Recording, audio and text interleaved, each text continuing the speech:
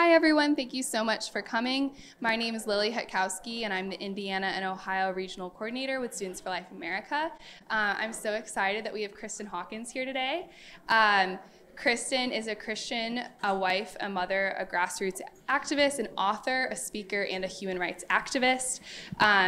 She was recruited in 2006 to launch Students for Life of America's for their full-time operation, and since then she's built a small army of pro-life warriors, and we currently have over 1,200 groups nationwide. So we're so excited for Kristan to be here and to talk about the bright future after Roe. So here's Kristan.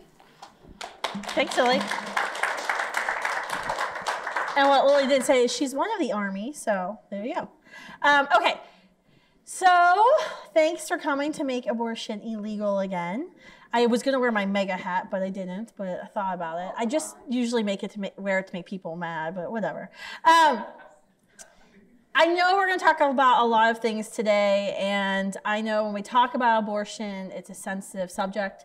There's everybody in your life, you don't know. Somebody might have had an abortion, might have paid for an abortion. You might have been party to abortion. Everyone somewhere has been affected in our country, has been affected by abortion. So one thing I always like to do anytime we talk about abortion is just kind of start off with this just very basic line of, we love you no matter what your history with abortion might have been. This is what the pro-life movement is about. It's about loving people and wanting people to live happy, healthy lives. And so we support you. When we speak about abortion, when we talk about the evils of abortion, and that's what my presentation tonight is going to do, we're not saying you are a bad person. There's many people who serve in the pro-life movement. In fact, I think I'm in the minority a lot of times because I'm a pro-life leader who didn't have an abortion. So I want to make sure that you all know that the pro-life movement is actually made up of a lot of women and men who've been party to an abortion, and we welcome you into our movement. There's a couple of helplines I wrote down just for you. There's Project Rachel. There's Abortion Changes You, abortionchangesyou.org. ARIN is a great website for resources, ARIN. It's abortionrecovery.org. That's a great place to go if you've had an abortion or you know a friend who's had an abortion and you're struggling. If you have a friend who's currently experiencing an unplanned pregnancy right now, they can text Helpline to 313131. Or go to optionline.org and get connected with pregnancy resource centers, maternity homes, adoption agencies right here in Ohio.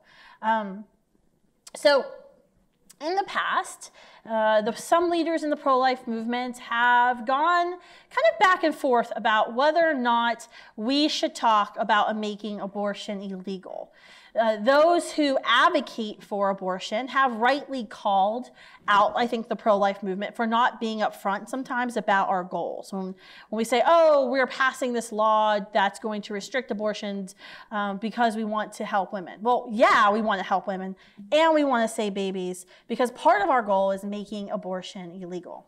Making abortion illegal isn't our entire goal. Our goal is actually twofold in the pro-life movement. It's making abortion illegal and making it unthinkable. So we actually have a twofold goal in the movement. But I do think in the past in the pro-life movement, and even today, people are like, I don't know if we should talk about making abortion illegal. It's a touchy subject. We can lose people. I think it's actually very important for us to be upfront, to say, no, this is who we are.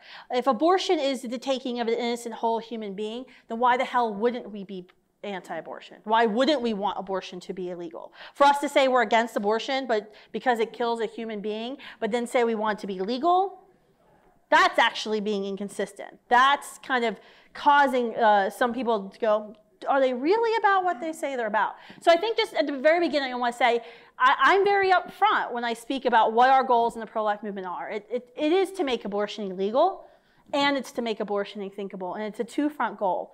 And I know when we talk about making abortion illegal, it is a scary thing. Any of us, most of us, who were born after 1973, we've never lived in a country without legal abortion. I mean, congratulations if you were born after 1973. You literally survived the pregnancy gauntlet. each and every one of us after 1973 could have been aborted for $450, could have not have been here.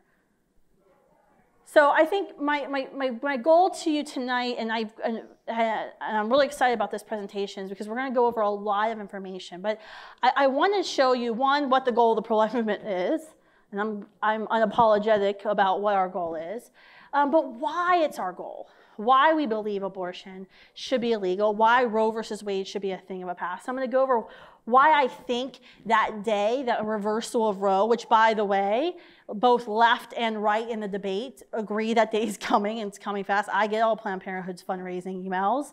I think they talk about it more than I talk about it. So this day is coming, but I want to convince you why it needs to come fast. Why it needs to come fast. And then I want to discuss with you all, regardless of your view of abortion or how you might identify yourself, I think we can all agree that we need to do a better job of preparing for the day that Roe comes, that reversal comes. Preparing for that day of how we serve women and families in crisis when abortion is no longer an option. That's a question, that's a fair question, I believe the pro-life movement gets a lot of, well, what are you going to do? So a little bit about myself. I was actually raised in northern West Virginia, so actually not too far from here near Soonville, Ohio. I live, I will admit this, a blessed, leftist term would be privileged, I guess I have to say now. I live a privileged, yet untraditional life. I grew up in a blue-collar home, union home, very similar kind of area to the Cleveland area, Pittsburgh, outside of Pittsburgh. My mom was a school teacher. My dad worked at a coal power plant. In my father's side of the family, I was the first person to graduate college, a four-year college with a degree. My dad was raised in poverty by a mostly single mom, and to this day tells stories that it's almost incomprehensible. You know, I have a hard time comprehending the stories he tells about my grandma, the sacrifices she had to make sure they at least had mayonnaise and onion sandwiches they would eat all the time, how she kept them mostly clothed, the sacrifices my dad had to make to graduate high school, keep a job, be on sports teams, and the miles he walked. I mean, it was like crazy. It blows my mind. My dad came from absolutely nothing, but he was determined to give me and my sister a different life, a better life. And throughout my whole life, my dad was, it's okay, babies are okay, I've got 4. Not disturbing me. Oh, okay, come back. Throughout my life and growing up, my dad was a constant source of empowerment for me. He was always challenging me to work harder than everybody else. Never expect anything that isn't earned. To do everything you can to be valedictorian. In his mind, that was his goal from like out of utero, she's got to be valedictorian. To get those good grades, to find a job and make a ton of money.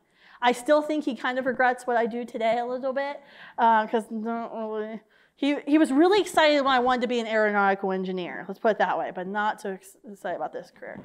But today, I run an $8-9 million a year organization. I launched it right after I turned 21. I'm married to my high school boyfriend, who's not my husband.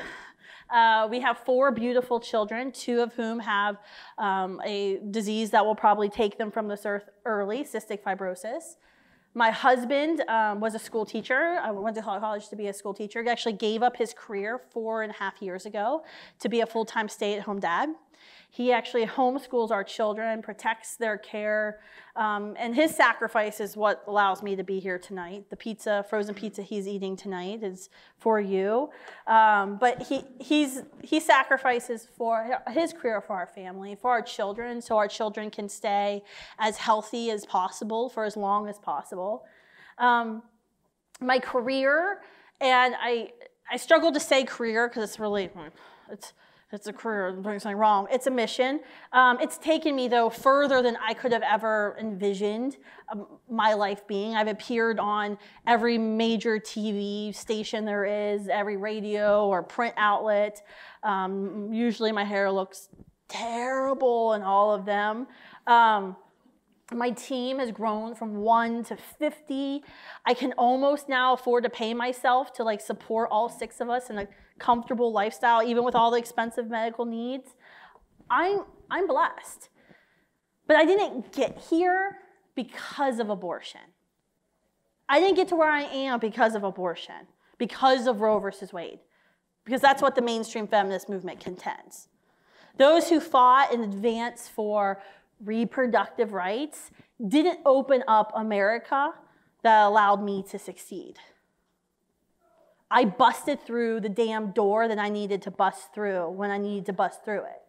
I worked the 20-hour plus days. I lost the precious time with my family, missing out on the first steps of my first 2 children, missing out on their first words, sleeping on the IKEA love seat of my former office that had frequented by roaches, and I had to keep the lights on because roaches don't like light, by the way. You don't get a good night's sleep with lights on, just FYI. It's true that first-wave feminists, who, by the way, were anti-abortion, pried the doors open for women's rights in America by pushing through our right to vote, right, that final step. And the 1960s second wave of feminism did much to rightfully demand changes in how women were treated in educational systems, how women are treated in the workplace, demand that violence against women is never tolerated. But along the way, and under the strategic steps of a couple abortion-loving men, women's rights actually became intertwined with the right to kill an innocent human being. The right to kill so you can kill anything that's in your way. The perversion of women's rights is not what allowed women in America to have every opportunity that's available to men to achieve anything we want, mother, wife, CEO, or all 3 at the same time. That was anti-discrimination laws. That was common sense. Those were the first wave feminism. That was corporations finally getting smart, saying, how do we retain our talent instead of losing our talent? In fact, I would say that legal abortion today continues to set back women because it's the very opposite of empowerment. How? How is it the opposite of empowerment? It's simple. Abortion tells women no. No, you can't. You're not strong enough to finish your education, to get your degree, and be a mom. You're not strong enough to leave your abusive husband and raise that child on your own. The abortion movement, the abortion industry today says, no, you have to kill somebody else in order to seek the life that you've envisioned for yourself. That you have to repress that gut instinct, those natural negative emotions you feel in your gut about abortion, that icky feeling. You have to repress those feelings in order to serve yourself. That you can't deal with the circumstances that you're in, whether it's poverty, abuse, and also be pregnant. No, you can't overcome it. That's what today's abortion movement says. And for those of us who advocate against the violence of abortion, we envision and fight for something different, for a radical change, for a radical creation of a different America, a peaceful America, America where no woman, no person with a womb is no longer pitted against her child, which is exactly what Roe versus Wade did. And it's not backward thinking. I'm not advocating that we go home and go back to 1950s America. No, I want to move forward. I want to usher in a new era in our nation, one where every woman, no matter her parental or pregnancy status, is empowered, is given the opportunities to pursue what she wants to become. One where every woman and man feels supported when they have an unplanned pregnancy. One where every child is welcomed in law and in life. And that comes with achieving the goals we've set for the pro-life movement by making abortion illegal and unthinkable. And this radical thinking means new policy solutions need to be enacted, tough conversations need to be had about the American workplace, about our educational systems, because there's a lot we have to do. Now, before I get into the more detailed kind of discussion about some tangible steps. And I actually have Christina Hagan, a former state rep for Ohio, served 8 years for the state, ran for Congress. Christina's going to come up and we're going to actually talk about some tangible things that we think can be done nationally and here in Ohio. First, I want to make the case for why Roe must go, why it must go. The first reason Roe must go is very simple, is because it enables an act of violence upon an innocent human being. Abortion is the greatest human rights violation of our day. There is no other thing that kills more of our generation than abortion. It's the #1 act of violence our generation faces. And regardless of whether or not you agree that that preborn human being deserves the right to live, you really can't deny that the very act of abortion itself is violence. The goal of abortion is to make sure that something that was once living is no longer living, that the heart stops. It's a violent act. I want to tell you what abortion is because I want you to know that, what it is we're talking about. Because sometimes I think, especially on campuses, we kind of skirt around what it really is, and we want to talk about all these circumstances and theories, but let's talk about what it actually is. And if you don't believe that abortion ends the life of a unique, whole, living human being that's never existed before, will never exist again, I'm not going to go into that. That's a whole nother lecture, but you can Google it. You can look up your biology textbooks.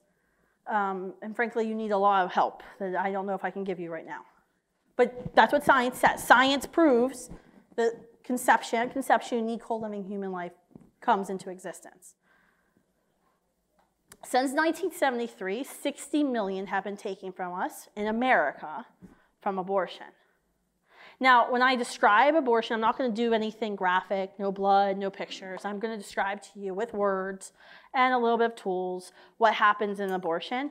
If you're pro-choice, if you think, well, I don't like abortion, but I think it should be legal, if you get an icky feeling in your gut about it, if you feel a little uncomfortable, if you don't want to hear me talk about what abortion is, then why the hell do you support it?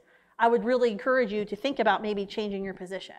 Because if you're for abortion and you're okay with this happening, then you should be okay with me describing it. Now, the majority of abortions are committed in the first trimester, the first 12 weeks of pregnancy. Consider a little more than the 3 weeks in the pregnancy, 22 days, a baby's heart begins to beat. Between 5 to 7 weeks, we know the baby has brain waves that can be detected. To extinguish early life, we use usually a DNC procedure or a chemical abortion drug procedure called with RU486. Now, a DNC, DNC can be used for miscarriages when the baby has already passed away, but it also can be used for abortion. Abortion, it's more that's called a suction curettage abortion or vacuum aspiration abortion. Abortion will essentially soften the cervix, enter the cervix with a vacuum-like instrument that's 12 times more powerful than a vacuum that you clean the floor with, and violently suck the baby from the mother's wombs. It also takes the placenta, all tissue. And then it will use this is a curette. I don't have a sharp-edged one because my kids are in my house, but there's sharp-edged curette. And they'll use this curette to scrape the lining of the uterus to make sure no fetal tissue or placental tissue is still in place. And this is the size of the baby we're talking about here. Now, a chemical abortion, RU486, or we call it a toilet bowl abortion, is when a woman is given 2 drugs, mifepristone, which stops progesterone, which is what the baby needs to survive that early in the pregnancy, and then also a second drug, misoprostol, which basically induces labor, creates contractions. Now, the woman goes through painful bleeding, cramping, often alone. In some states like California right now, we're fighting this. The governor is going to sign into a law, a bill that's going to allow RU486 to be distributed in all public school, university campuses. That's how abortions happen. And what's, for us, the pro-life movement, when I talk about abortion, anytime I talk about abortion, no matter where I'm at, people always come up to me and talk to me about their abortions, regardless of whether or not I asked. And the RU486 abortion, what's so striking to me about it is you do the abortion yourself. So it's easier to sell abortionists on doing it because they're not really involved in it. You're taking the pill, you're disposing of fetal tissue by flushing. But what's really hard about it is if you look. You're told not to look. You're told to sit on the toilet, flush. Sit on the toilet, flush. Because if you look and your baby's big enough, you'll see parts of your child. And that's what really gets me is when women bring their iPhones up to me and show me parts of their child. Now, 12% of abortions occur after the first 12 weeks. 96% of these abortions are done using a D&E procedure. I'm going to read from you. The National Abortion Federation has instructions for how abortionists are supposed to commit D&E procedures. This is the curette, right? A D&E, this is the sofa clamp that's used. It has teeth on it, it hurts, and it locks. So it doesn't, it's meant to lock, and so it doesn't release once it latches on to its subject. So I'm going to read for you what the National Abortion Federation, how they tell abortionists to commit abortions. Once the forceps have passed the internal, sorry, so there's some like medical terms, just past the internal OS, open the jaws as widely as possible to encircle the fetal tissue and avoid pushing fetal parts deeper into the fundus. After 16 weeks of gestation, the fetal skeletal development is such that the surgeon can manually sense the presence of fetal parts within the closed jaws. After grasping a fetal part, withdraw the forceps while gently rotating it. The maneuver will bring the fetus into the lower uterine segment before the grasped fetal part is separated and removed from the cervix.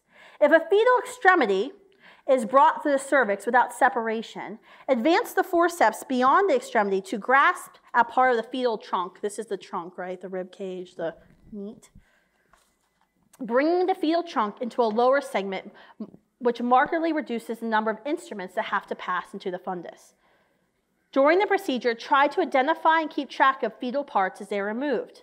A pouch or surgical pan at the end of the gable will catch fetal parts to assist in this process. That's a second trimester abortion. Now, you also have late-term abortions. So this would be a third trimester abortion, after a child has already been proven scientifically to feel pain. Often we hear that's an extreme situation. 1.3% of abortions are committed in the third trimester. That's about, with the current numbers, about 12,000 abortions a year. So we also know they sometimes live. We're talking about a late-term abortion. They used to do a partial birth abortion until that became illegal because of the Supreme Court. Now what we do is we do a heart attack abortion. The abortionist will administer digoxin or potassium chloride. The needle will go through the woman's abdomen to pierce the child's heart. They'll use ultrasound guided technology. Medicine is administered. The goal is to induce a heart attack, cardiac arrest, so the baby's heart will stop. They will start softening the mother's uterus, and after 2 to 3 days, she will have contractions and she will deliver the child. That's how a heart attack abortion happens. Now tonight, I think I'm going to stand and have a whole presentation on just abortion and what it does to babies, human beings, members of our species.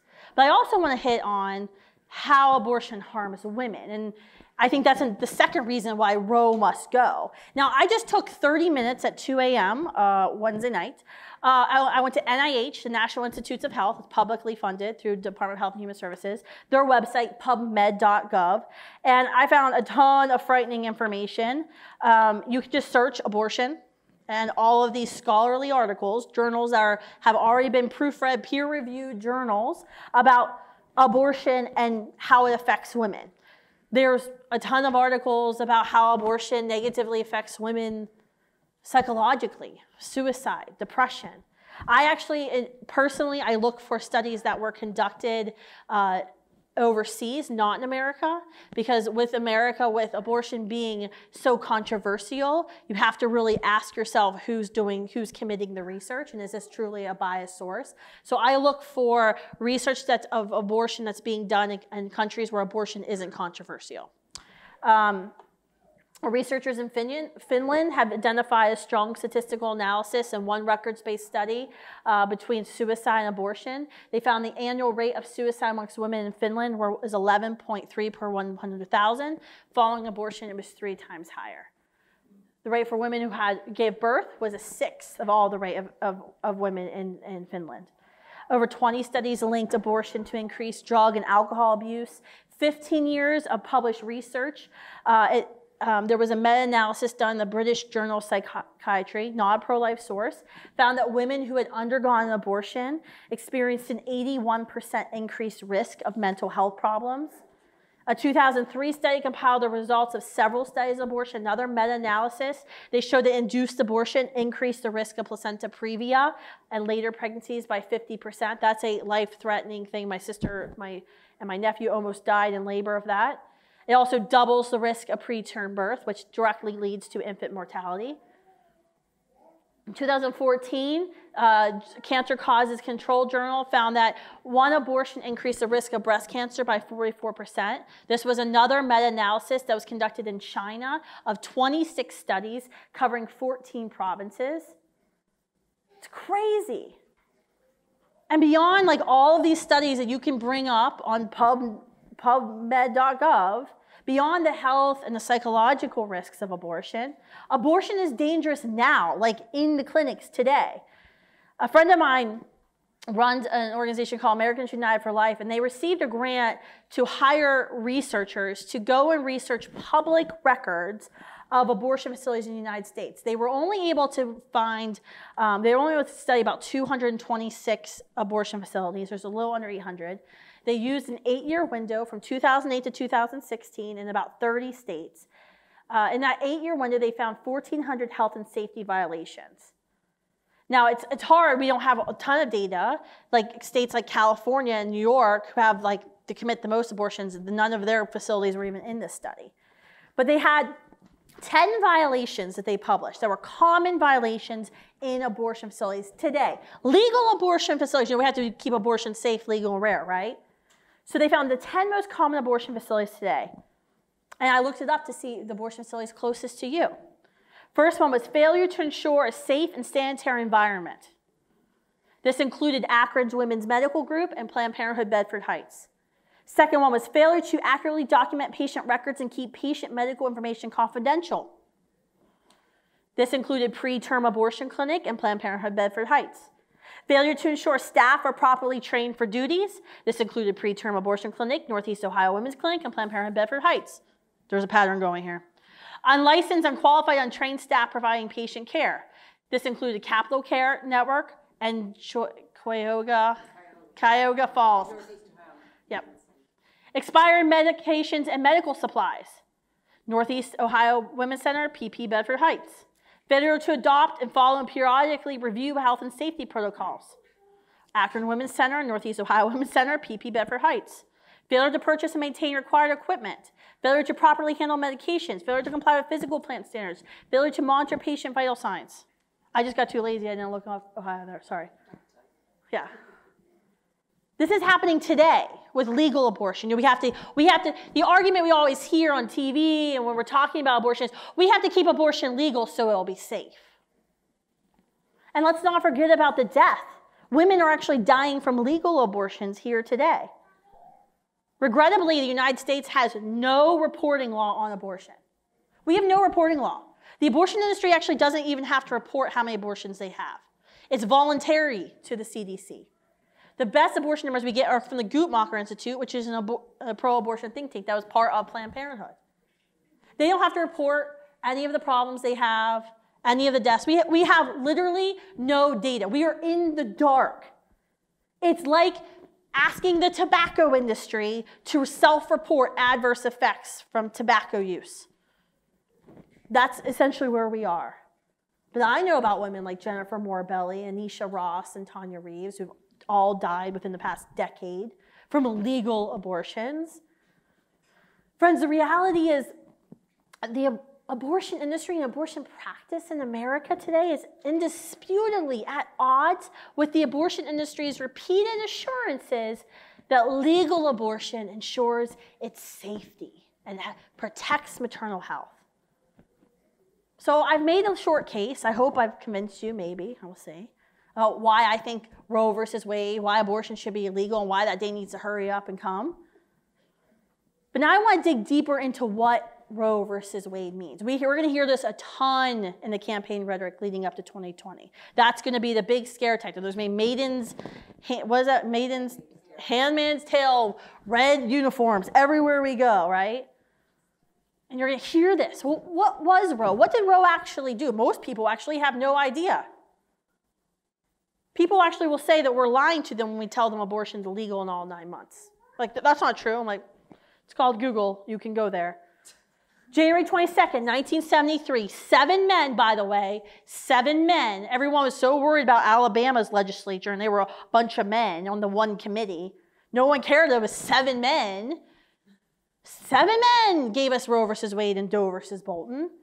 Doe versus Bolton and Roe versus Wade are companion cases. You often don't hear about Doe, but Doe is just as important as Roe. Roe legalized abortion in the first trimester, and Doe, which was released the same day, legalized abortion using a loose definition of women's health, legalized abortion all 9 months for whatever reason. That's why we have abortion today. And Roe basically did away with every state law that was already out there about abortion. When Roe was handed down in 1973, there were actually already 17 states that had legal abortion. Now, when Roe is reversed, will abortion be illegal? Will my job be done? Nope. No, because the decision of abortion will return to the states, where you'll actually have a vote and voice, which, by the way, a majority of our generation wants a vote on abortion, wants to have their opinion heard. The decision of abortion will turn to state capitals, and this is where we'll fight. Instantly, 9 to 10 will make it illegal. Ohio better be one of them. Shh, Denise, it's going to happen. There's going to be a fight in about 15 to 20 other states, and then there's going to be the California, New Yorks, and Illinois. And what will happen is you will have the abortion-free states of America, and you will have the abortion states of America. Many states, abortion will still be legal. That's why we can't just end our battle when Roe is overturned. We have to fight state by state to make abortion illegal, then also to make it unthinkable. Now, when Roe is made illegal, makes abortion illegal, and there's 10 states that made it illegal and other states fighting, you're going to hear the rhetoric over and over again. We have to make abortion legal in our state because women are going to die from back alley abortions. I hear it all the time today. Because that's what happened before Roe. Nope. False. Washington Post actually just fact-checked the hell out of that last month and said that was false. Bernard Nathanson, the co-founder of NARAL, the National Association of Abortion, it was called the National Association for Appeal of Abortion Laws, by the way. He was an abortionist in your state. Two men founded NARAL. People don't know that either. These two men convinced Betty Friedan to include abortion in the second edition of Feminist Mystique. Because the Feminist Mystique, which is kind of given credit for launching the second wave of feminism, had nothing to do about abortion. It was about women's restlessness in the home and being able to work outside the home, and then the men coming back to from war, and then having to go back home. It wasn't about having the right to kill your baby. It was 2 men, actually Bernard Nathanson later, when he converted and became pro-life later on, admitted to fabricating a lot of the myths of 5,000 to 10,000 women were dying a year of illegal abortions. Christopher Tietz, a researcher that was actually honored by Planned Parenthood in 1973. Christopher Tietz's work was cited in the Washington Post article. They found a 1948 paper where Tietz wrote the number of deaths of abortion was rapidly declining because of penicillin and other drugs. Because women, when they died of illegal abortions before Roe versus Wade, they died because of sepsis, because of infections, because the abortionists sucked. And they forgot to get all the parts of the baby out, or they left parts of the placenta in. That's why women were dying. By 1959, a leading researcher, the actual medical director of Planned Parenthood National, Mary Calderon, wrote, "Abortion is no longer a dangerous procedure." In 1957, there were only 260 deaths in the whole country attributed to abortions of any kind. Then she went on to say the reason the abortion rate was that low is because of the invention of penicillin, antibiotics, and because she said she estimated that 90% of illegal abortions were being performed by physicians in good standing in the community. They just weren't advertising it. In 1969, Tietz wrote again, that he said, some years ago it was judged that the deaths might be between 5,000 and 10,000 a year, but that is not true. The total number of deaths from all causes amongst women of reproductive age in the U.S. is not more than 50,000 per year. The National Center for Health Statistics listed 235 deaths from abortion in 1965. Total mortality from illegal abortions was undoubtedly larger than that figure, but in all likelihood, it was under 1,000. When Roe is reversed, will women suddenly lose their CEO positions and college degrees? Take away that diploma. Forced to remain barefoot and pregnant in the kitchen. No, and that's not what anyone's advocating. Certainly, I'm not advocating that. This is not the goal of the pro-life movement. This is not our goal. Now, Christina, if you want to come up and we can kind of have a fun discussion. I invited Christina because she has firsthand knowledge of what's going on in Ohio. But this is kind of the fun part, because the question is, what can we do now? Like, where do we go? But what do we have to provide? Because we can't just say we want to end abortion, we want to make abortion illegal, but we have to address these practical problems that women are having. So I have some thoughts, but I want your firsthand knowledge of Ohio, because I thought that would be fun, about where we should go, right? And what we need to do, and what are some creative kind of thinking we can have to fighting this solution of abortion and making it unthinkable so no woman ever is like, I have to choose abortion. So I have 6 target areas identified, and they're kind of random, okay? So the first area I identified is innovating locally. So in the pro-life movement, we have more than 2,500 pregnancy centers, maternity homes, that offer care free of charge, and they're all over the communities. They're run by churches, by individuals. Then, they do pregnancy tests, they do referrals from medical centers, other medical centers. If they don't provide the care, they do STD tests, STD treatment, they do adoption, for everything you do. But what are the other things that they're like local innovations that folks can use to tackle this? I'm in crisis, I need help. Like, I was thinking foster care, what do we do? So absolutely. First, I just want to say, I've heard every abortion comment, debate, discussion for the last 10 years in this state. And just hearing her, I still get goosebumps. I've never heard a speech even so with powerful. Even with the Fresh Prince of Bel-Air in the background. I would say that takes skill. A couple of these things, she was able to deliver the speech powerfully, eloquently, and with heart and passion. And that's something very special. So we're really blessed to have her here in Ohio. But there's no doubt there are things that we can do to serve women and children that don't involve killing anyone. And it's pretty simple and straightforward. I mean, the state of Ohio wants to increase efficiency in the way that we deliver services. Something that the state legislature just did, and sometimes they say you can be more impactful outside of politics than inside. I was for 8 years in the state legislature fighting for the heartbeat bill, and now on the outside as a former sister growing up with foster brothers and sisters, I looked around and I said, how do I want to help? Because what do you hear in the legislature when you're fighting for pro-life laws? Yeah, but you don't care about children once they're born. So when we talk about ways we can innovate locally, it's pretty simple. Reduce regulations that are burdensome to people that are looking to adopt.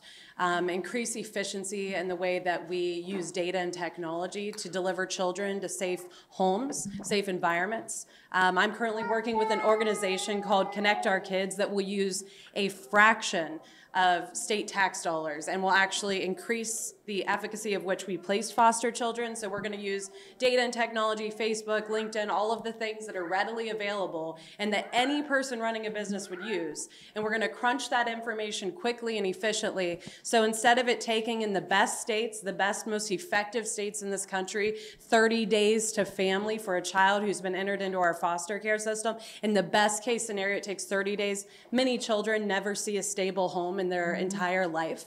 Many children are shuffled through the system, dealing with trauma, dealing with compact trauma, dealing with issues that result in them ending up incarcerated, end up in them being victims to suicide, end up being in our sex trafficking issues and lost forever. But we can, with data and technology, improve the efficacy of placing children. And somebody like Connect Our Kids is doing that. And so I think state government has to get smart, local government has to get smart by working harder and more efficiently with the tax dollars, and we can do that. We've just been, I don't want to say we've been lazy, but our social workers are overburdened, and they're understaffed and they're underpaid, and they have a lot of expectations with old, broken, antiquated systems. We can do better in 2019 across the board. Yeah, I think that's one of the things that's so frustrating, because when I'm on a campus or if there's protesters, it's, yeah, you don't care about babies after they're born. I'm like, have you been to a pregnancy resource center? Have you been in my house? Yeah, have you seen who foster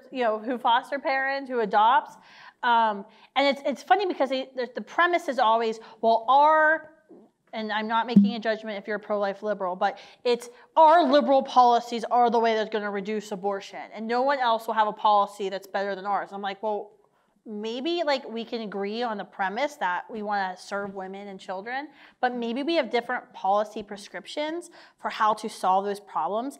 It doesn't mean that I hate women and only love babies, and you hate babies but only love women. It doesn't have to be that either or, I think. Yeah, definitely. It's not Republican versus Democrat. It's not conservative versus liberal. Sure. This is, without question, empathy and human decency versus genocide.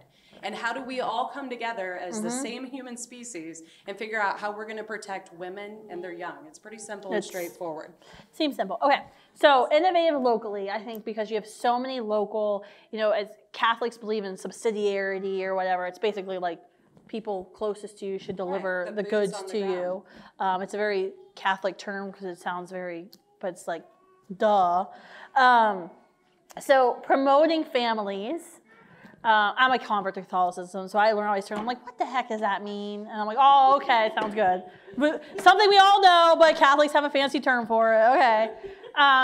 Promoting families is the second kind of area I had. This is something that I was speaking on a campus. My last speaking stop in May, I said something very earth-shattering, that heterosexual sex can lead to the reproduction of a new human being. Shocking. And it was like brand new information.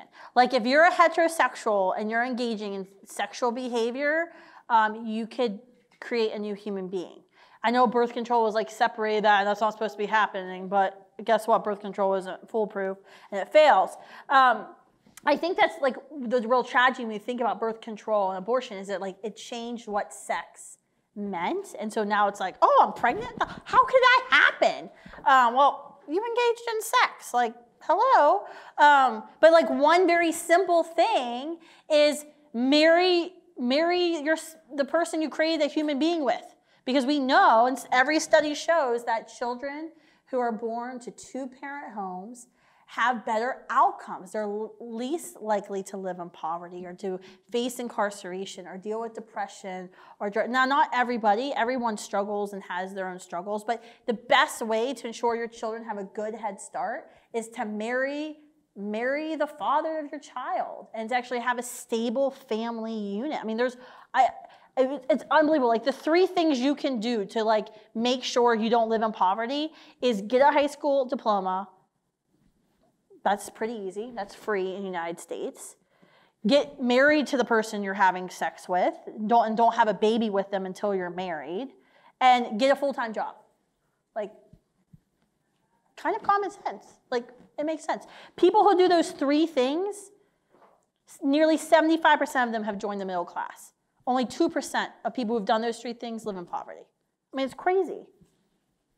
And, by the way, if you're married, you have better sex. I mean, I invited the Planned Parenthood people to come. I invited the Planned Parenthood people to come listen to my talk for the Q&A, and they're like, we're having a sex toys workshop. And they're like thinking it was funny that I'm like, hello, haven't you seen the studies? Devout Catholics have more satisfying sex than anybody else. Married people actually have way more sex than single people, and we have more satisfying sex than single people. Like, I was on Huffington Post today. Don't get me started on the superpowers of semen, by the way. It's an antidepressant. So promoting families.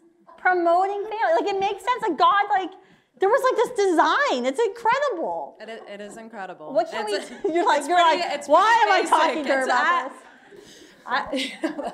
I mean, there are some things that have been introduced in the legislature since I left, and part of it is in discussion. You know, they always say sex education, but what that really means is push contraceptives, push coerced, risky engagement, you know, teach kids to have sex so Planned Parenthood has clients. Yeah. That's what they're talking about. But we teach abstinence and every other thing. We don't go to schools with like vodka and be like, here, drink, and then we're going to teach you how to drive drunk. We don't do that. But with sex, we're like, yeah, you're not going to be able to do the gold standards. So like, let's just, you know, triage this. And some of the most basic things that we can do is just teach people basic biology. There was recently a bill introduced in the legislature that would teach the child's evolution in the womb from the moment of conception until birth. So we know and understand who that child is uniquely in their DNA. And if you understand that, then you also understand when you engage in a sexual activity that there could be the repercussion of a human being. Yep, it seems simple. Apparently it's not. The third thing I had was improving options in education. This is something I'm so passionate about. There was an article yesterday on Facebook. 1 in 5 current college students are parents. At Students for Life, we have a program called Pregnant on Campus, and it's all about how do we provide tangible support solutions on college campuses? Like, what do we do? Because we know that if a child's born in poverty, he or she is 7 times more likely to live in poverty his or her whole life. So the best thing we can do for her and her family is to make sure she gets her degree and she gets her job. But that means we have to transform campuses. Like Title IX, a lot of people know Title IX because it's supposed to, you know, help prevent discrimination of women, educationally. And it's, it gave us women's sports teams, which, by the way, apparently are a thing of the past because you can just say you're a woman, whatever. But Title IX, what a lot of people don't know is it actually forbids pregnancy discrimination and parenting discrimination. We had a student in Colorado just recently, and it's a sad story, who our Students for Life group was tabling. They found her. She was told because she was giving birth during her exam, she was getting it incomplete for the class, and she had to pay for it.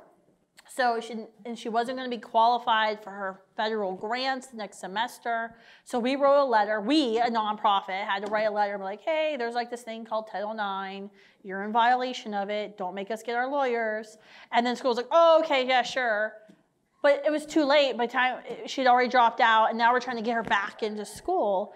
And it was happenstance that she found us. Why wasn't the school educated on Title IX? Why aren't women giving, when you get your condoms on freshman orientation, why don't you also get hey, if you get pregnant, because if these condoms have 18% annual failure rate, here's your options, and here's what's available to you on the campus. Absolutely. And then, school choice. That's a huge thing for pregnant and parenting students. Yeah, absolutely. So we talked a lot in the legislature, and we actually did a lot. We didn't talk a lot. We did a lot with school choice in the state legislature. We improved children's access, especially children in poverty. And something that I fought for, particularly in the K through 12 system, was basic financial literacy and just things that help set all students up for success. And honestly, I had a lot of pushback, but where financial literacy was most important was in our impoverished school systems, in our public school systems, because those kids needed it the most. And then the kids that were in the really great school systems, they would say, we don't want that mandated on us because our kids don't need it.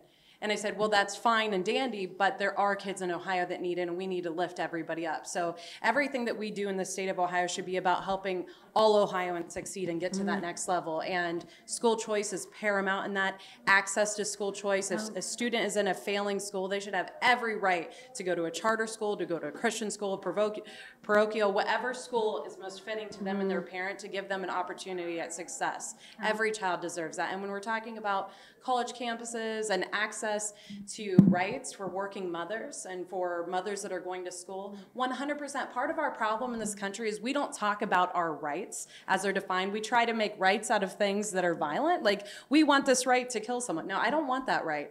I want what rights have already been granted to me. I want to talk about them. And also, we've failed to market what is already available through the state. So, I think the biggest problem we have on campuses is women don't know, and the administration doesn't even, we're not marketing what's already available. So I say, you know, basic things like the Department of Health already does. We already know that they want us to get a flu shot, right? Okay, whatever. I'd like to stop hearing about those campaigns. Seriously, get a flu I'd shot, like to though. start, but I'd like to start hearing more about what services are available for women in need. Yeah. Because we provide them as a state. You know, if you are in poverty and you are in need, there are federally qualified healthcare centers That's right. for you. There's And 14,000 of them. Right, not to mention the pregnancy resource centers that exist, nonprofit for you, given by your community, willing to wrap around services to you, clothes to your children, formula to your baby, that are ready to serve you. But in our colleges, and I think about when I was in the legislature, when I first started there, and I brought my daughter, I was like a foreign, it's a male-dominated environment, but I had my daughter, I was breastfeeding. They were like wanting to put me under the stairs. They're like, can you go in another room when you do that? And I said, no, I have every right to be on this floor doing my job and nourishing my child. And they were just like, this is crazy. I just whip it out even more. And I mean, no cover for you. I was a modest mother. I covered, but I had every right to do my job. They will learn. My daughter wasn't hindering me from doing that, so I insist my right. But every time we take the stand for what our rights actually are, we help to improve the situation for other people around us. And that's why, Kristan, highlighting what's available, what our rights are, is so important. Yeah, I mean, what we do with Parent Campus is a lot of times it's very simple of, let's go find out what all available resources are on campus, are in the community, and let's just advertise those resources.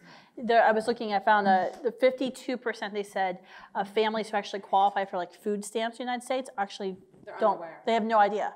So people aren't aware of the resources that are available to them, that are out there today. And I do think it's a huge thing. You know, the school choice is big. They said 40% of pregnant students, only 40% of pregnant students will finish high school. So that's a 60% dropout.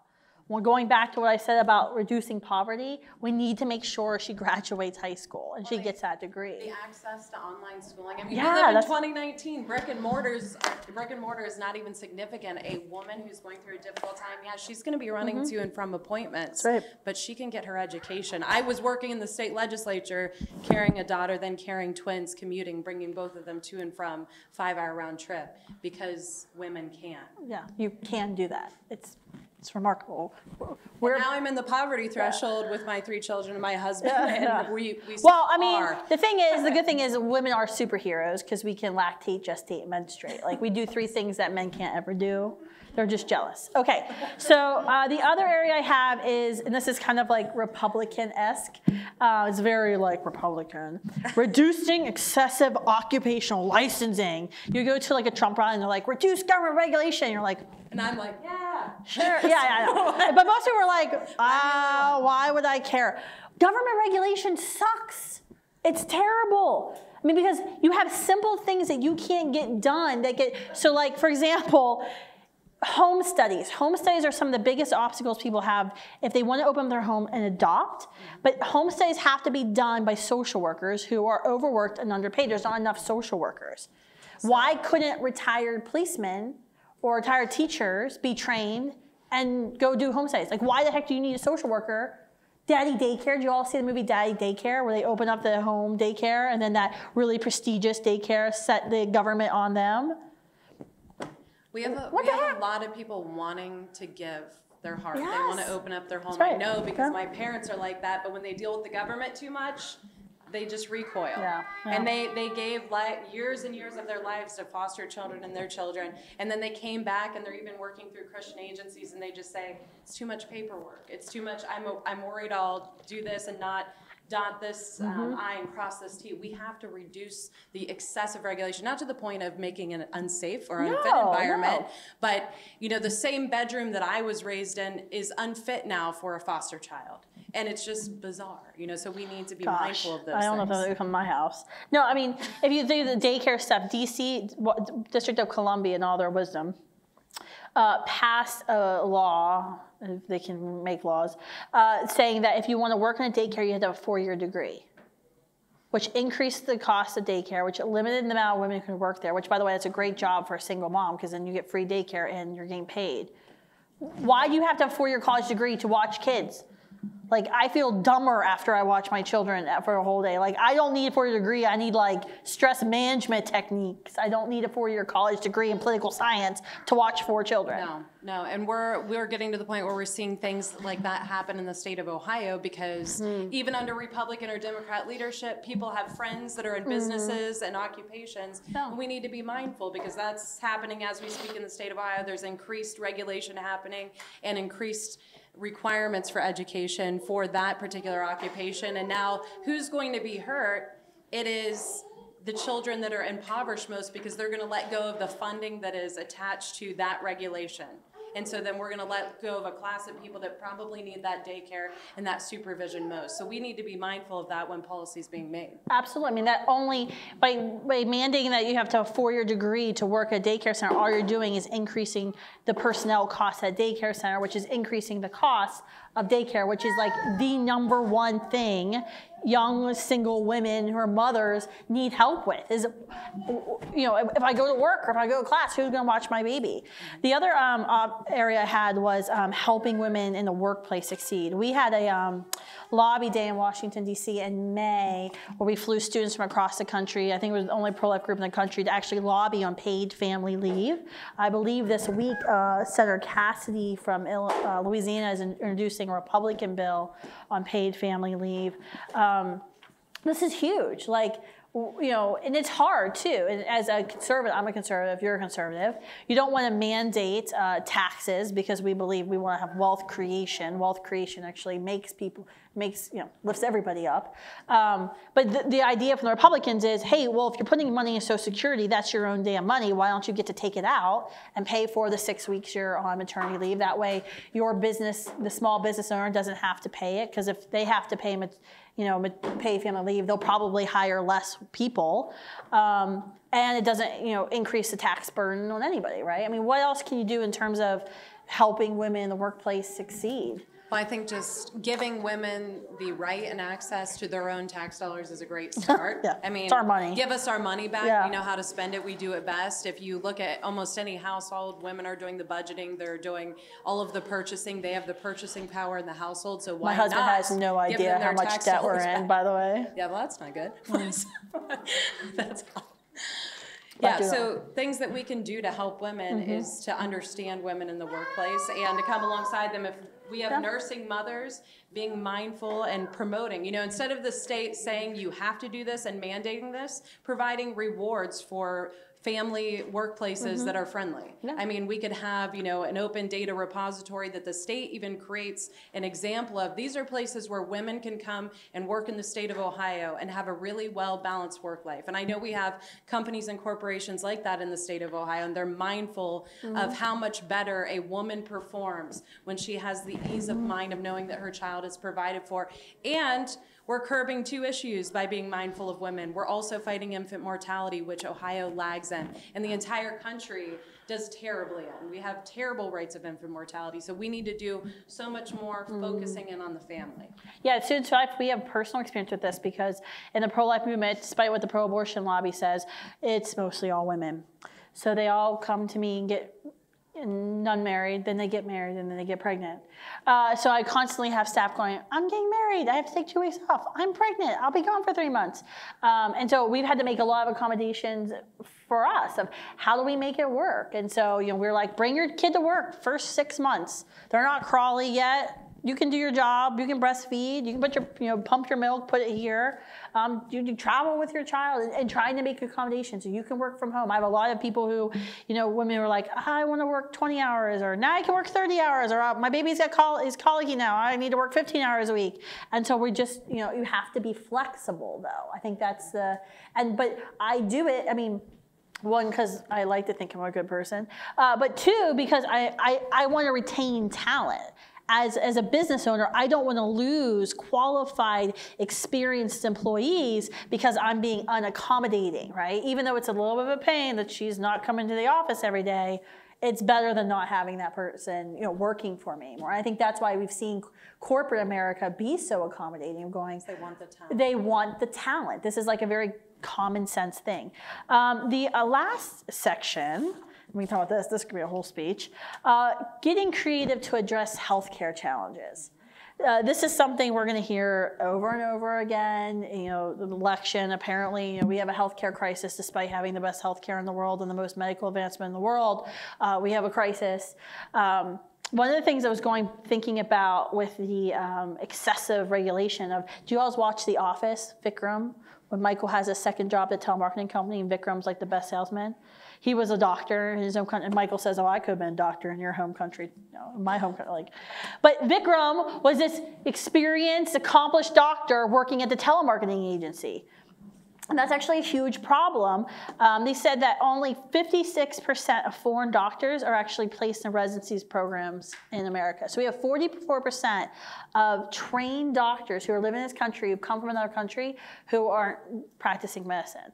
Like, there's all kinds of things we can do of, hey, become a physician assistant and work here and then get your training. Like, why aren't we making it easier so we have more doctors? Because we need more doctors, right? Not to mention, I was sitting next to a veteran earlier, and there's a huge issue with transition into civilian life. We have medically trained professionals that are trusted to operate on in the midst of combat, their fellow brother or sister from America, but then we bring them home and they're not immediately up to par with our medical you're not training. trained, yeah. Right, so the transition of our military into our That's a medical great care point. as well. Yeah, I mean, going back to the excessive regulation, there's a certificate of need laws. So if you want to open up a medical clinic or a new hospital, you have to go in front of, in most states, these boards or commissions and plead your case as to why you should be allowed to open up a hospital or a clinic. Interestingly, these boards are run, and the people appointed on the boards work for the competition, the other hospitals and clinics. So you have to go from your competition and say, yes, I'd like to open up a hospital or a clinic to make money, but it's probably going to take away less patients from your hospital. And so they said in 2017 study, 35 states and DC, of course DC, has certificate of need laws. And they said that it drives up costs of healthcare, leaving millions without healthcare, and it makes healthcare more expensive. Fewer beds, decreased access to medical technologies, and higher costs. And it's crazy. I think, again, government just needs to do better work of marketing and transparency. Everybody in America knows who Planned Parenthood is.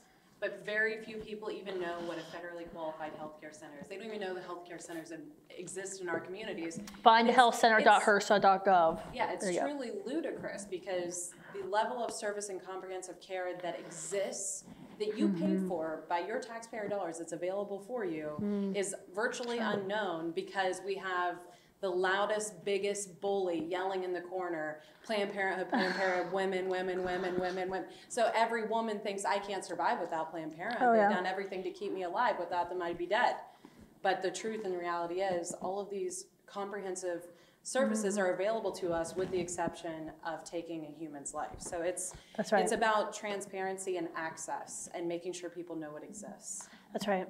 Well, thank you for your insights. And Christina's going to stick around because we're going to do a Q&A. But I just want to wrap up by saying pro-lifers are the ones that are here helping women. We're helping men. We're helping families. We want to be the ones ensuring that pregnant and parenting students and persons have all the resources they need to choose life. Because, we want to make abortion legal, but we also want to make it unthinkable. And unthinkable means helping to provide those resources, making sure we market those resources. But yet when we tweet about ending painful, cruel, late-term abortions, we always hear that, well, if you really cared. So I would say, who the hell are you when people say you don't really care? I'm like, do you really know who staffs maternity homes? Do you know who runs the adoption agencies? Do you know who runs the pregnancy resource centers? Have you ever talked to any of us? Because what does Planned Parenthood do? What does the abortion industry do besides telling her you can't? Send you on your way. They take your money, they kill your baby, and sometimes psychologically and sometimes physically harm you, and they send you home. That's exactly what they do. The abortionist takes your money, takes the money from that scared, vulnerable girl, crushes the preborn baby, and then sends her back home to live in the abusive relationship. Sends her back home to live in poverty. There's an abortionist in Mississippi, Willie Parker, and he's like the self-identified Christian abortionist. And he said, committing abortions is his Christian duty. Committing abortion, what? You killed her baby, you harmed her, potentially for her entire life, and you sent her back home to live in poverty. You didn't give her a skill set or teach her something she can use to succeed in the workplace or help her escape the abusive relationship. You just sent her back to the abuser. Planned Parenthood and the abortion industry aren't about justice. They're about abortion. They're about money. Because abortion doesn't provide justice, and it's an unjust act. I think a lot of times people who disagree with us about abortion, I think their opinions of pro-lifers are often formed by what they hear from Planned Parenthood, what they hear in the media. I think sometimes they can be formed by stupid pro-lifers they've met along the way, mean pro-lifers, somebody who treated you badly. And my former boss, George W. Bush, said, we have a tendency to judge other groups by their worst and judge our groups by the best. I think that's true. I think it's ironic that we're the ones who always have to defend ourselves here against charges that we hate women, yet we're the ones providing all the damn resources. No one ever asks the pro-choice side what they do. We might have different policy prescriptions, as I said before, about how to help women and families. That doesn't mean, because I might have a serious disagreement with you about school choice or healthcare, doesn't mean I don't want women to thrive or live. I hope tonight, though, you've seen just through our discussion, through some of my comments, that we actually do care about women and that we should all be looking forward towards the reversal of Roe versus Wade, of making abortion illegal again. But we're doing more than just hoping and praying for. We're actually working towards it. And we're creating those support networks in our communities and our states across the country to make sure no woman ever again feels like she has to choose between the life of her child and her education or her career. So I want to open it up. We're going to do some Q&A. I'm going to sit here with Christina. Any questions you may have, feel free, bring them up here. If you disagree with me, you can tell the person in line in front of you disagree with me. You can go up first. So thank you. Yeah, so just let us know who your question is for, whether it's Representative Hagan or Kristan. Okay, so mine's for either of you. Should a prenatal diagnosis, non-fatal and genetic, for example, be a death sentence? Absolutely not. Prenatal diagnosis, an adverse prenatal diagnosis should not be a death sentence for any human being. A study came out just this week, we learned about it, that showed that 95% of children who are diagnosed with cystic fibrosis in utero are aborted. They're aborted, 95%. My children, 2 of my children have cystic fibrosis. 95%. Because why? Because of their genetic makeup. We are discriminating against human beings because of their DNA. We're saying you are going to suffer in your life. You are going to require expensive medical care your whole life. Therefore, you don't have the right to live. That's absurd. Since when do we say you're going to suffer, therefore we kill you? Our goal should be to stop the suffering, to end the suffering, not end the sufferer. But so often we hear this over and over again, like this is an act of compassion. Choosing to kill somebody, to crush their skull, to induce a heart attack, to abort them in a toilet bowl simply because of their genetic makeup is nothing but discrimination. It's the worst of the worst. And I hope you'll see throughout history that when we choose to say certain people are less likely, they're less deserving of life because of who they are, how they were born, it never leads to a very good place. It never leads to a good end. But that's what we have over and over again today. I will continue on, say sometimes, and there was an article a couple years ago in the New York Times magazine called The Cut. A writer was writing about how she was suing her OBGYN for wrongful birth. Her son Dudley was born with cystic fibrosis, and she said, had I known, I would have aborted him because I love him so much I don't want him to suffer. Well, first of all, suck it up. As a parent, your child will suffer. We all are going to suffer in our life. Are we going to get to a point in our medical advancements to say, well, you'll die of colon cancer at 55, you're going to die of suicide at 45, you're going to die of breast cancer, and then starts to say, well, 55 is pretty good, you're okay, but 45, I don't know if it's worth the investment in you. Is that what's that? Where does that slippery slope end? And the other thing we hear, and this article in New York Times Magazine I was so upset about, was there this undercurrent of, I love my child so much I don't want them to suffer. Okay, and I get that. As a parent, I would do anything I could to take cystic fibrosis away from my child.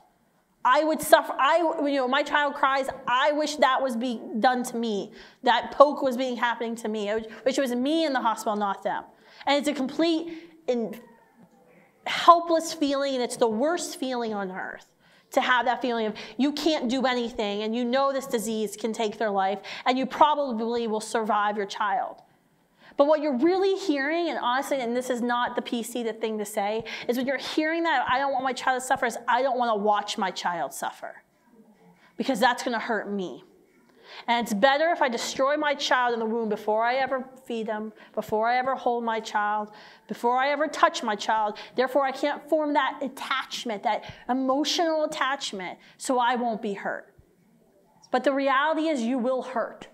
You will suffer in your life. And if you choose an abortion, you're going to suffer sooner. Thanks. Sorry. If you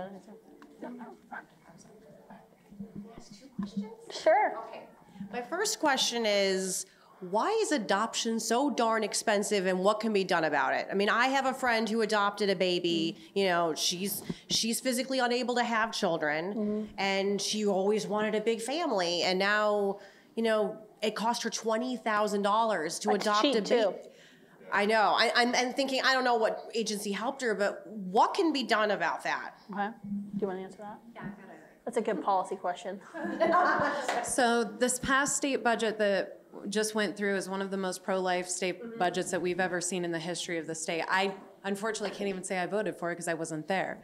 But one of the things that they did do is make loans available for parents who are looking to adopt so that there is access, at least from the state, at a lower interest rate. Now, you know, that doesn't erase the financial burden, but in some sense, you know, in a lot of the things that we do, there needs to be a financial burden because then we're serious about That's it. True. A child is a very serious acquisition. We want to know you don't want Michael Scott financially invested, but that and see that episode of Michael Scott? He was adopting a baby in The Office? No, not you have to watch it. all in The Office. You gotta watch it. It can be related to everything. I remember Ellie was trying to adopt, and she was a complete... Oh, yeah, that was later on. That season wasn't that good. But we should improve access. I mean, there's nothing that limits any one of us from doing something to relieve the burden of parents looking to adopt. I think about the amazing organizations that I have the opportunity to partner with and what they do to go serve their mission. We could have a think tank and start an organization that helps to provide grants. You know, it doesn't necessarily have to be the government that solves these issues for families that want but may not have the financial ability. But we definitely can look towards solutions. But unfortunately, as long as attorneys are in practice, there will be expenses and there will be costs. But what we can do on the end of trying to reduce those, we should. Yeah, I mean, the other thing is, too, the UN Treaty of the Child really hurt a lot of countries because it started with the premise that a child should be adopted and remain within his or her own native country.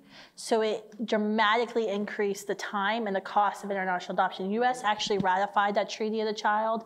I went to a screening on Capitol Hill a couple of years ago with Democratic Senator Mary Landrieu, who was trying to get other senators to basically unratify the Treaty of the Child because it's been a disaster. They're building mega orphanages in countries because they're not even able to adopt these children out, which is bad for everyone. Other question? So my second question, I'm pretty loud. So my second question is, why do we have to wait for Roe to be, and I'm going to use air quotes here, overturned? Because first of all, I'm really skeptical that, you know, you made the point, like 7 men are the ones that passed it in the first place. I mean, not passed it, sorry. Voted for. Handed it down. They handed it down, yes, because it's not a law, right? That's right. And so states are pretending like it's a law, even though it's not a law. But there are other states that are proposing bills that are just like, you know what? like you said, states' rights. Like, forget this. This is killing innocent lives. Let's just write a bill that says, you know, we don't care what you said. This woman did it right here. Well, and, she was the sponsor of the heartbeat bill. Well, but I'm talking more. I'm talking about like a conception bill. Life Begins at Conception Act. Yes, because if you commit an abortion after that baby's been conceived, you don't have to wait until the heartbeat has been detected. That's a baby in your belly. So why aren't more, I mean, and admittedly, there are states that have those bills and they're being fought internally. And so I'm going to stop rambling. What's your question? Why are they being fought internally? Why aren't we pushing, well, I know why they're being fought internally, but why aren't we as a pro-life movement pushing for the bills that will really end abortion? And let's forget about SCOTUS. Well, I think because the legal strategy, and you might have other, if you look at your shoes like, there are strategies in place from several national pro-life organizations to get certain cases, certain bills to Supreme Court. Reversing Roe is a monster, and there's a lot. I mean, it's been reaffirmed by the court several times. It's not going to, it could be in one fell swoop, but it will probably not be in one fell swoop. So right now I'm working with a group that has a strategy using the pain capable bill, for example. And we're trying to get a split circuit decision on pain capable. The Indiana discrimination abortion bill, which the Supreme Court this session said they weren't going to take up, but Justice Thomas wrote, first of all, you should read his concurring opinion, 20-page concurring opinion, because it was all about how Planned Parenthood is a eugenic abortion machine. But he talked about how this is going to have to be picked up. The thought process is that bill will be huge. In terms of potentially reversing Roe, because it gets at, these are abortions being done because the woman doesn't like the sex of the baby or the gender of the baby or the baby has Down syndrome. And we have now the abortion industry on record saying, yep, she should be able to kill that woman because it's a woman. There's different legal strategies in place from the lawyers who say these are the things we know the court wants to hear. There are states, Ohio's passed heartbeat, Alabama passed a law banning all abortions.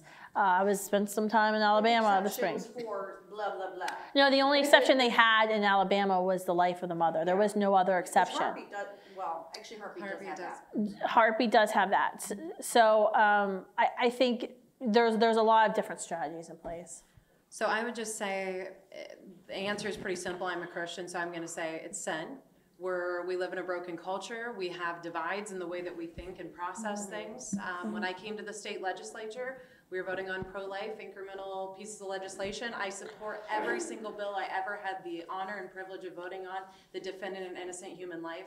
I never felt that the thirst to save more was quenched. I never felt that my job was done. When I picked up the heartbeat bill, a whole heck of a lot of people hated me and wanted me dead.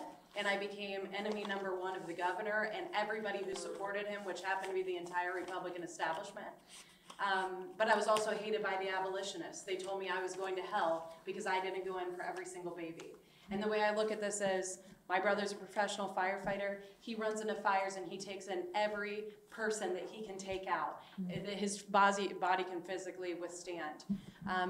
National organizations that are designed to save life, they all start somewhere with an idea, with somebody who cared, who was willing to take a stand. If you think about John Wilkie and the National Right to Life, he was the father and the architect of the heartbeat bill. He wasn't a bad person because he wanted to save babies with beating hearts. That was just an idea and a concept they thought could move the ball forward in a dramatic way to reduce and end abortion. To virtually and we saw that with partial birth abortion too. 99% of abortions off the table. Partial birth abortion, there's a legitimate argument of partial birth abortion didn't save anybody because it took more than a decade to pass it. By the time they actually, Supreme Court upheld it, they'd already moved to cardiac arrest abortions because it was cleaner, less likely that they would perforate the uterus. So the question is, well, they're still killing babies. What was the point? Well, the point was there was a significant shift in public opinion on abortion in those 10 years. Exactly. That bill awakened the conscience of the nation of the gruesomeness of abortion. And so I think, we can disagree about, well, you're passing this bill and it's not how many. I think everybody has their own strategy here. Well, I think what we need to do as the life movement, as Americans, is realize that it's all wrong, and we need to take every warrior into this battle on every front, and every person willing to pick up any flag, and we need to go after those babies and their mothers and educate and save people, because that's what this is about. There are far too many people who still don't know that that's a baby in the womb. You know, yesterday I was with my best friend and her daughter, who was growth restricted, born at 32 weeks. She's 27 weeks size. Her little hand wrapping around my hand, and all I could think was, in most states in this country, you would not be fought for. Yep, that's right. And that should be alarming to any American, but we all have to band together and fight what we can fight for. And I'm going back for every baby. I'm not stopping. Yeah, no, I mean, I know everyone feels like I'm very freaking clear what my goal is here. So like, we're going all in. yeah, we're all in. Yeah. Other questions? Are there any other questions? Because they're like the most polite audience. Yeah. Good. Okay. Oh, we just need it for the video. Oh, we need it for the video. I basically just want to make a comment when you're talking about cystic fibrosis and taking a child before. I had an aunt and uncle that had 2 girls that both had cystic fibrosis. One only lived to 7, the other one lived into her 30s. If they had taken that child before it was ever born, they would not have experienced everything. That's right. Yep. Well, and the same is true about children with Down syndrome. We see Iceland completely abolishing an entire walk of life. We had a medical school professor one time say, "Oh, we have a cure for Down syndrome." You don't have a cure, you've killed No, killing the sufferer is not the cure for the disease. Applied to anything. Oh, we have a cure for cancer. Yeah, and in committee, I would hear time after time, well, you know, my wife had, you know, a negative blood type, and my baby had this, and she had to get a shot of this, so she should have the right to choose. And I remember thinking, I don't know everything. I don't have the wisdom on every medical scenario. And you feel like you're lost because you don't have all of the answers. You're not the expert. But you pray and you look for that, and you go out and you educate yourself with Google. Like you said, you can search about anything. And to get a shot when we have a 77 vaccine schedule in the state of, or in the nation, to say a woman has to get a shot so a baby can survive, that's ludicrous. And then to think about all of the babies, you know, we passed the regulation that a child with Down syndrome could not be aborted in the state of Ohio. Wonderful day. Very intentional, wonderful thought. But what about every other child with a chromosomal abnormality? You know, we just discriminated against them. So every time we don't go in for every child, we discriminate and make somebody else's life harder long term. And I think about the first day I worked on the heartbeat bill until the last, and a little girl named Faith who had trisomy 18 was running up and down the hallway when I was carrying my twin boys into the room. And I remember, I could not even believe it, because I remember when she was a little girl, she was tiny. And they told her, of course, you know, abort this baby, this baby's gonna have issues, don't bring this baby into the world. And Faith touched my face in the committee process, and she held my face and she smiled, and her mom was talking to me about her condition and how every time she goes to the doctor, she has to fight for her next medical step, because the doctor says, if you do this procedure, your daughter will only extend her life by a little bit. What kind of country do we live in when our medical system is telling us it will only extend your child's life by a little bit? And what parent wouldn't extend their child's life by every bit? And an important point there is Faith is her mom? Faith's mother has the ability to choose to do those medical procedures. If you were living in a country with socialized medicine, her mother would not have the option to choose to have those medical procedures performed. Because in those countries like Canada and the UK and France and Germany, you are told, no, you don't qualify, because you're only going to get, we, the society, are only going to get this many more months or this many more years out of you. And so our harsh criticisms and discriminations against children in the womb long impact people that make it out of the womb. Yeah. Is there any other questions for us tonight? Oh, he needs them. Sorry, Lily. It's just one. All these laws, and they're great, you know, to stop this, is how do you enforce them? Because I stand at a clinic and I can tell you in Cuyahoga Falls that for the last 4 years, Saturdays, Sundays, you know, whenever they're going to open the clinic, Monday, Wednesday, whatever, I've seen women out to here. I have 8 children. I know what ultrasounds are. So that's great, you guys are passing laws, I get it. And I've talked to the cops in Cuyahoga Falls, and they go, you know, and they put their hands up. They're on our side, but laws are laws, so who is enforcing? Because I know Perkins, I mean, we saw the woman out to here. It was a hot August day, we're talking 2 years ago, before Trump won, okay, 3 years ago, okay, where we can actually talk to them. Now there's pro-choice escorts there, we can't get close anymore, okay? So we talked to her. The husband, the boyfriend was dragging her out of the car. It was hot as Hades. He was there, he was talking to my wife, so he was around the corner, so me and this other guy were there, oh my gosh, you know, don't do this, you know, we can talk, we can talk. F you, you know, she's bawling, dragged in there. So laws are great, but who's enforcing them? Right. Well, first off, the laws need to have actual penalty. That's And the right. penalty has to meet the crime. And, you know, we've That's why the made Born it Alive thing is a big Right. deal in DC, because we passed the Born Alive Infant Protection Act in 2002, but we didn't put any freaking criminal penalties on it. So now we're it's trying a to go slap back on the and wrist. repass it, and Democrats won't even let a vote happen in the House of Representatives. But I'm like, why didn't we put criminal penalties the first time in it? And the data and reporting, I mean, it's weak at best. We do Yeah. have a data repository in the state of Ohio for issues and incidents that happen in abortion clinics, but it's self-reporting, like you say.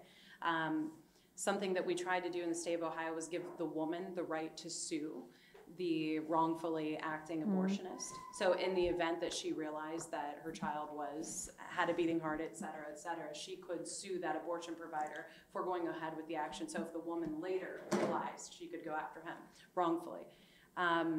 It's a tough area because we have to, you know, the legislature can make laws. We're not out there policing it. So you are right, there has to, but it has to be to the same extent of any other law. You know, if you are trafficking drugs, there is a way for the police to act. There is a way for others. So we do need to But our focus on cop that. said there's no way. I mean, we actually went, me and a buddy of mine, we actually went, talked to me, and he goes, you're right, we're on your side, but we can, what do you want us to do? Right, I licenses. mean, they can't storm in, we can't storm in without being arrested.